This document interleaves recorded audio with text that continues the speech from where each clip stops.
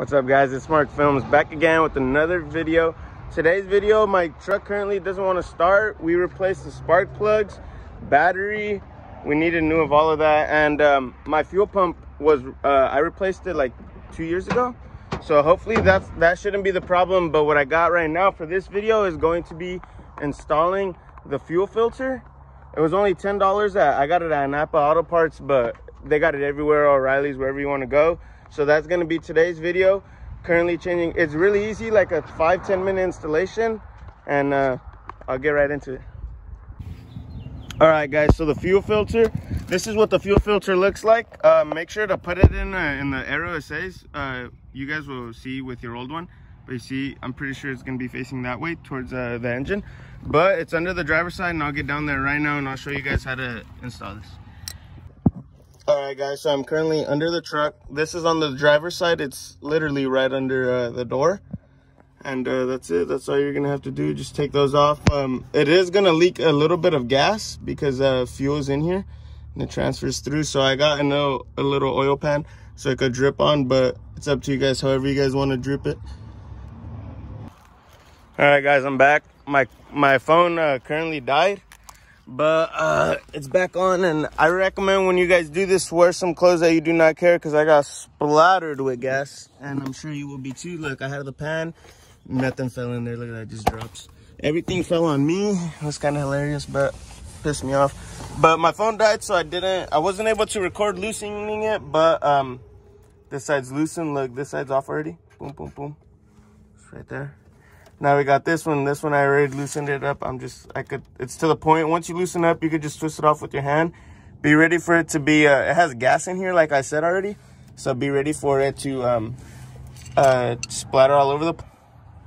All right, guys, I got it off. It took me a while because this is stripped. Look how bad this one is. That's stripped. So I couldn't really use a wrench. I had to use a wrench that you had to lock in. I had to lock it in, and then I had to twist because this thread is really bad, and it's going to be annoying putting it back in, but at least now we are done, and hopefully that fixes the problem. All right, guys, so this one is the new one, currently out, replaced it. This one is the old one, but let's see if this stops the problem, fixes the problem, and I'll install this one right now, and I'll get right back to it. All right, guys, we got the new one in already. Make sure the arrow is pointing towards the engine. It is currently, the arrow's right here behind this. I don't know if maybe I could slide out. You see, boom, pushing that way. And then you can easily just twist these back on with your finger until you can't anymore, and then just lock it in. But hopefully this will stop the fuel problem, not getting to the engine, not wanting to start. All right, guys, I am finally done. I got the new one in there. We got them all tightened up. This side, this hose right here was it was really messed up, and I had to enter it at an angle for it to insert, but then this wouldn't want to go in because it was at an angle. So if you have that problem, just take the hoses off right here because they're in your way.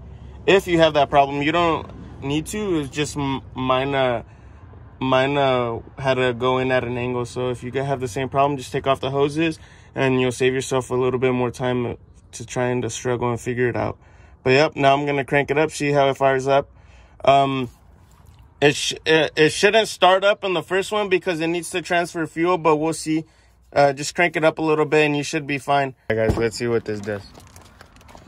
I got the keys right here.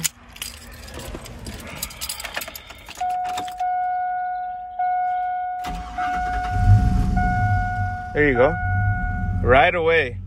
It did crank a little bit, but instantly it fired right up, so the fuel went straight through those lines. Hopefully that's the problem. I will get back to you guys. I'm pretty sure that's the problem. That was the problem.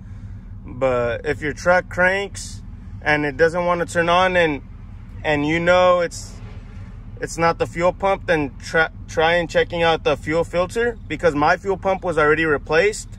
And the fuel filter is only $10 at any auto parts store, so check it out. Leave a like if you enjoyed. If this helped you out, comment, subscribe, leave a post notifications on, and Peace.